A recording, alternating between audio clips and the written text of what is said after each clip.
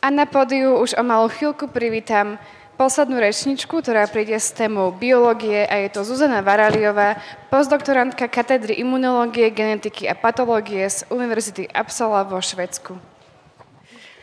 Tak prajem vám krásny taký predvianočný čas a chcela by som aj takto povedať, že veľmi si vážim, že tu takto môžem stať. A chcela by som poďakovať Lenke Belicovej, že mi sprostredkovala túto možnosť a vám niečo porozprávať o neviditeľných cievach, ktoré máme aj v našom tele. Inak tieto cievy nazývame aj lymfatické cievy a rada by som vám povedala o tom, ako lymfatické cievy môžu tiež súvisieť s tukovým tkanivom. Ale na začiatku, tým, že sme na konferencii Žijem vedu, tak ja by som vám rada povedala, ako som začala žiť vedu a ako ju žijem teraz. Ja som začala tak netradične, som študovala na Prešovskej univerzite v Prešove, kde som študovala učiteľstvo, biológie a občianskej náuke, takže som vyštudovaná učiteľka, áno. A mala som úžasnú mentorku Soniu Mačekovú, ale tá biológia človeka ma natoľko fascinovala, že som chcela využiť rôzne Erasmus pobyty, kde samozrejme, keď študujete učiteľstvo, tak nepracujete v laboratóriu a nepipetujete, takže v rámci môjho prvého programu Erasmus som sa učila doslova pipetovať. A musím povedať, že to boli veľmi cenné skúsenosti, tak ja verím tomu, že dnes už celkom viem dobre narábať s pipetou. A keď som ukončila vlastne to štúdium, tak som urobila, môžem povedať, taký kvantový skok. Som začala študovať na 3. lekárskej fakulte Karlovej univerzity v Prahe, kde som mala tiež úžasnú mentorku Lenku Rosmajslovú, ktorá je vedúcou laboratória tukového tkaniva a skúma a jej tím skúma tukové tkanivo v spojitosti rôznych ochorení, taktiež rakovina, diabetes mellitus, ale taktiež aj poruchy lymfatického systému. A práve v tomto momente ma veľmi zaujalo to, že lymfatický systém môžeme naozaj skúmať a čo je to vlastne lymfatický systém. A preto som bola taká veľmi zvedavá a aktívna, tak som využila možnosť stať sa takým hosťujúcim PhD študentom na Univerzite Helsinkách vo Fínsku, kde som pod vedením známeho biochemika Michaela Jelča, ktorý taktiež počas svojho PhD sa spolupodieľal na objavení základného rastového faktoru VEGF-C, som mala tú príležitosť poznať vedu z takej inej perspektívy a taktiež mi bolo povedané, že je taktiež dôležité si vedu aj užiť. A nielen ako mať z nej stres, lebo niekedy nás to môže veľmi pohltiť. No a ja som vlastne po ukončení PhD nechcela túto tému lymfatického systému a tukového tkaniva len tak hodiť cez palubu, ako sa hovorí, ale chcela som o tom vedieť viac, pretože viem, že o lymfatickom systéme sa veľa nehovorí a je taký zabudnutý. A preto som tiež dostala úžasnú príležitosť stať sa postdoktorandským pracovníkom v Rudbeckovom laboratóriu na Uppsalskej univerzite vo Švédsku, kde tiež mám úžasnú mentorku, profesorku Taju Mäkinen, ktorá je tiež celosvetovo uznávaná lymfologička, takže ja som veľmi šťastná a vďačná, že môžem pracovať medzi tými najlepšími odborníkmi, čo sa týka lymfatického systému. Ako som vlastne nastúpila ako postdoktorandský pracovník, tak som sa stala aj členkou komisie vaskulárnych biológov a aktuálne vlastne prebieha v našom laboratóriu taká translokácia, kde naša celá laboratórna skupina sa bude sťahovať zo Švédska do Fínska. A taktiež aj mne bola umožnená možnosť, aby som pokračovala vo výskume, takže môj postdoktorandský pobyt bol predĺžený. Téme, ktorej sa venujem, tak venujem sa vizualizácii, čo znamená mikroskopovaniu. Takže môžete si to predstaviť tak, že sedíte v tmavej miestnosti, niekedy aj 8 hodín a snažíte sa vidieť neviditeľné cievy. A taktiež aj ich špecifikácii, to znamená, že sa snažím hľadať nové markere, ktoré by nám pomáhali lepšie pochopiť práve ich funkčnosť a morfológiu. A nerobím to len v tak hociakom tak hociakom tkanive, ale vybrala som si tukové tkanivo a ja vám poviem viac o ich takej prepojenosti. No, a poďme sa pozrieť na to, ako keď už hovorím o tých lymfatických cievach, tak prvé poďme sa pozrieť na našu krvnú vaskulatúru.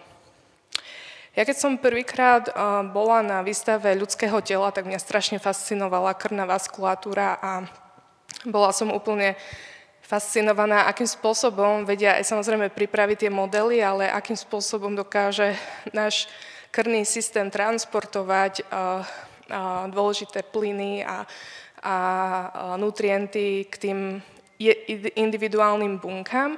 A dnes práve vieme aj približne odhadnúť, koľko kilometrov ciev sa nachádza v našom tele a samozrejme ich nie je málo. Ale prosím, berte to číslo, že to je také všeobecné a veľmi približné. Že je to veľmi približné. No ale poďme sa pozrieť na lymfatickú vaskulatúru. Dnes nevieme presne určiť, koľko ciev sa nachádza v našom tele a jeden zo základných problémov je práve náročná vizualizácia týchto lymfatických ciev. Ďaleko dávno bolo to realizované skrz rôzne nástreky do mŕtvych tiel, ale dnes je človek vôbec vďačný za to, že dostane kúsok ľudského tkaniva. Tento problém práve môžu vyriešiť zvieracie modely a my práve pracujeme veľmi s myšacími modelmi a vďaka mikroskopickým technológiám dnes vieme krásne vizualizovať ako krvné, tak lymfatické cievy. A ako si môžete všimnúť na tomto obrázku, tak tých lymfatických ciev tam nie je málo. A tak sa začíname vlastne pýtať, že aký význam majú pre naše telo, pretože je ich tam celkom dosť a keď začneme ďalej vlastne pátrať, tak my zistíme, že jeden z základných vlastností, ktoré majú, tak je to, aby zabezpečili v našom tele správnu tekutinovú homeostázu. Tekutinová homeostáza. Ale ako teda funguje tá tekutinová homeostáza v našom tele?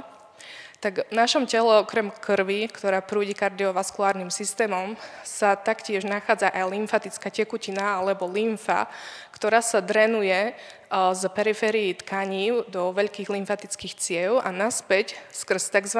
Lymfaticko-venózne spojenia sa navrácia naspäť do cievnej cirkulácie. To je také všeobecne povedané, ale poďme sa pozrieť tak viac pod tú kožu. A zistíme, že pod našou kožou prebieha tzv. Kapilárna mikrocirkulácia. Kapiláry sú to naše najmenšie cievy v našom tele a práve skrz ne prechádza práve transport kyslíku, nutrientov a výmena. A prebieha to v priestore, ktoré označujeme ako medzibunečné prostredie alebo intersticiálne prostredie. V tomto prostredí sa nenachádzajú len bunky, ale aj tekutina. Nazýva sa intersticiálna tekutina a táto tekutina je to vlastne filtrát krvnej vlastne plazmy, kde časť tejto tekutiny sa navrácia späť do cievnej cirkulácie a časť je práve vychytávaná lymfatickými kapilárami, ktoré zabezpečujú práve tú správnu tekutinovú homeostázu v našom tele. Si hovoríte, intersticiálna tekutina. A ako ja viem, že aj v mojom tele sa nachádza intersticiálna tekutina, tak ak niekedy ste mali plusgier, čo verím tomu, že každý z vás už mal plusgier, tak práve tá tekutina, ktorá vyplňa tento efekt, tak sa nazýva intersticiálna tekutina. Na to, aby lymfatické kapiláry mohli nasávať dostatočné množstvo intersticiálnej tekutiny, tak oni sa museli aj morfologicky na to adaptovať. A ako vlastne vyzerá taká morfologická adaptácia je tá, že lymfatické kapiláry majú práve na svojom konci tzv. Slepo zakončené cievy, ktoré vlastne uptakeujú práve tú intersticiálnu tekutinu do lymfatických kapilár a v mieste, kde vzniká uptake tejto tekutiny, tak tá tekutina sa mení na lymfu alebo lymfatickú tekutinu. Ďalej táto tekutina prechádza cez veľké lymfatické kolektory, ktoré sú vybavené systémom chlopní, aby sa zabezpečilo také jednosmerné prúdenie tejto tekutiny. Taktiež sa tam nachádzajú tzv. Kontraktilné bunky, aby sa zabezpečil taký správny pumping tejto vlastne lymfy. No a Tie obrázky vyzerajú veľmi pekne, ale poďme sa pozrieť viac na tú vizualizáciu tak v reále, aby ste mi naozaj verili, že tie cievy existujú. Tak poďme sa pozrieť napríklad na myšacie ucho, pretože v tomto uchu sa nachádzajú práve dermálne lymfatika. A keď sa pozrieme na tieto dermálne lymfatika, tak zistíme, že tam sa naozaj nachádzajú lymfatické kapiláry, ktoré majú veľmi špecifický tvar. Ak pozrieme sa ďalej a chceme to vizualizovať, tak naozaj tam zistíme, že sa tam nachádzajú aj kolektory so špecifickými chlopňami. Táto situácia ale prebieha v našom tele a za ideálnych podmienok. Ale čo v prípade, ak dochádza k tzv. Poruche lymfatickej drenáže, tak vzniká ochorenie, ktoré označujeme ako lymfedem. Celosvetovo je postihnutých až 250 miliónov ľudí, ktorí trpia lymfedémom. Existujú rôzne formy a typy lymfedému a ja by som sa chcela venovať sekundárnemu lymfedému po rakovinovej terapii, kde u žien, ktoré prekonávajú vlastne rakovinu, tak sa odstraňuje aj sentinelová uzlina, ktorá práve bráni tvorbe vlastne metastáz. Ale u niektorých žien, keď sa odstraní táto uzlina, tak vzniká lymfedem, kedy dochádza práve k poruche lymfatickej drenáže a dochádza k enormnej akumulácii intersticiálnej tekutiny. Postihuje to horné, ale aj dolné končatiny. Ženy sú vyšetrované lymfoscintilograficky, kde sa subkutáne aplikuje radionosič a sleduje sa aktivita práve lymfatického systému. No aby toho ešte nebolo málo, tak tie ženy, ktoré majú lymfedém, tak v neskorších štádiách vlastne dochádza k ešte enormnej akumulácie podkožného tuku. A my vieme, že enormná akumulácia podkožného tuku taktiež súvisí s obezitou, ktorá dokáže indukovať tiež lymfedém. A taktiež lipedém, ktoré je ochorenie, ktoré je charakterizované bolestivým ukladaním podkožného tuku, postihuje hlavne ženy v dolných končatinách a toto ochorenie sa považuje zatiaľ za nevyliečiteľné. Taktiež v neskorších štádiách tohto ochorenia dochádza k poruche lymfatickej drenáže. A aby toho nebolo málo, tak bola dokázaná rezistencia tukového tkaniva práve k rôznym dietným a pohybovým intervenciám, pretože ženy samozrejme chcú sa zbaviť akumulovaného tuku, ale nie je to možné. A tu práve vzniká taký začarovaný kruh, kedy ukladanie tuku a remodelácia ovplyvňuje lymfatickú drenáž a naopak. A ako my vedci sa môžeme vlastne na túto situáciu pozrieť, tak môžeme sa pozrieť tak, že začneme viacej skúmať lymfatickú vaskulatúru a podkožné tukové tkanivo. Ak to začneme vlastne skúmať, tak si začneme vlastne zisťovať, že síce každá tuková bunka v našom tele je obklopená krvnými cievami, ale lymfatické cievy ostávajú zatiaľ neviditeľné. Nevieme z akého dôvodu, a to je vlastne práca, ktorej sa venujem vo Švédsku, ale chcela by som vám viac povedať práve o podkožnom tukovom tkanive, o práci, ktorej som sa venovala počas môjho PhD, kde keď začneme skúmať podkožné tukové tkanivo, tak zistíme, že až 80% z celkového množstva tukovej hmoty práve predstavuje podkožný tuk. Samozrejme, poďme sa pozrieť viac pod mikroskop a zistíme, že okrem podkožného, že v rámci vlastne toho tuku sa nenachádzajú len tukové bunky, ale nachádzajú sa tam aj rôzne vlákna, ktoré označujeme ako extracelulárnu matricu. Tá slúži ako taká podpora preto, aby mohlo práve podkožné tukové tkanivo mať svoju špecifickú architektúru. Na základe najnovších RNA sekvenčných analýz my vieme identifikovať, že v podkožnom tukovom tkanive sa nenachádzajú len tukové bunky, ale nachádzajú sa tam rôzne iné populácie buniek, imunitné bunky, ale aj malá populácia lymfatických buniek. No a čo môžeme urobiť my? My môžeme urobiť to, že začneme navzájom skúmať, ako interagujú lymfatické a tukové bunky. Tento výskum bol vlastne súčasťou môjho PhD, a stále vlastne ako prebieha, ale chcela by som vám ukázať časť, kde sme začali vlastne doslova pestovať v skúmavke tukové a lymfatické bunky a začali sme ich modulovať práve základným rastovým faktorom VEGF-C. A po aplikácii sme nezistili žiadne dramatické morfologické zmeny, ale ak sme vykonali kokultúru, to znamená, že sme v skúmavke taktiež nasadili spolu ako lymfatické, tak tukové bunky, tak sme začínali zaznamenávať veľké dramatické morfologické zmeny na strane lymfatických buniek. Keď sme aplikovali rastový faktor, tak sme začínali skúmať taký cievnatý charakter lymfatických buniek. Táto práca bola tohto roku následne ocenená v rámci online konferencie Preveda, za čo by som ešte raz veľmi chcela poďakovať. A takto by som to veľmi ráda nechala otvorené pre ďalšie otázky. A pretože ja by som aj rada vám povedala niečo o mojom výskume, ktoré prebieha práve teraz, ale stále je to ešte v takých iniciálnych a optimalizačných fázach. Ale ja verím tomu, že bude niekedy priestor a čas, aby som vám mohla povedať viac. A ďakujem vám za pozornosť.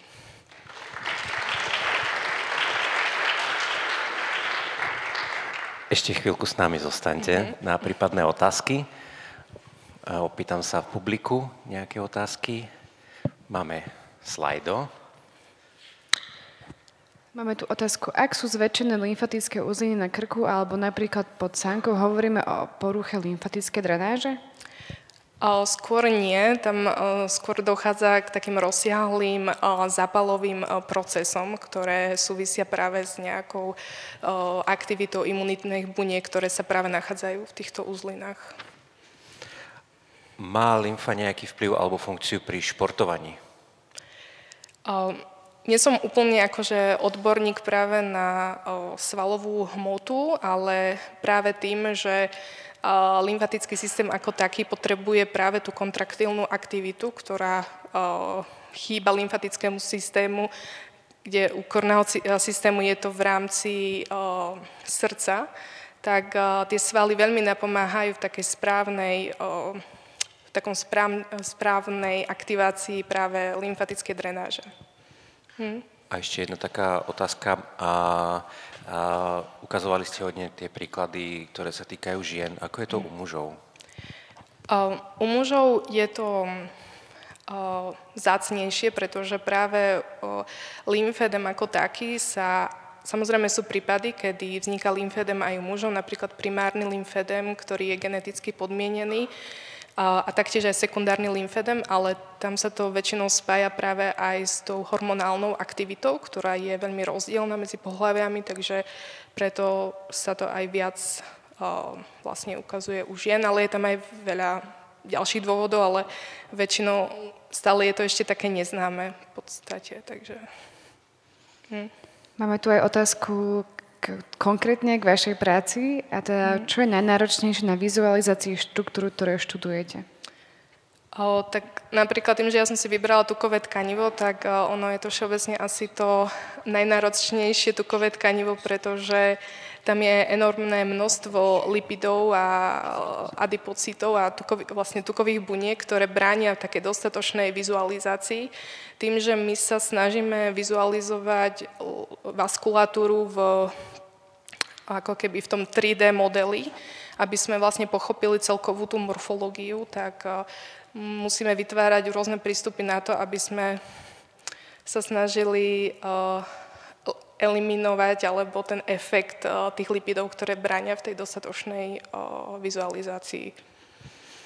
Máme tu ešte takú jednu veľmi konkrétnu otázku tiež, a to, či môže odstránenie tuku napríklad z brucha spôsobiť zdravotné ťažkosti s lymfou. Keď sa vlastne odstraňuje tuk, prebieha tzv. Abdominoplastika alebo liposukcia a samozrejme, keď sa snažili vyvíjať model liposukcie, tak lekári sa snažili veľmi detailne charakterizovať anatómiu lymfatického a tukového tkaniva a snažili sa presne popísať, kde sa tie cievy nachádzajú, ale samozrejme, že my to sledujeme v takom mikroprostredí a snažíme sa zisťovať, či tie lymfatické cievy sa nachádzajú aj v takomto prostredí, tak nie sú poznamenané alebo také zaznamenané ťažkosti s lymfatickým systémom ako také. Super, ďakujeme veľmi pekne za prednášku na túto zaujímavú, nezvyčajnú tému. Ďakujem. A toto bola Zuzana Varaliová. Ďakujeme veľmi pekne. Ďakujem.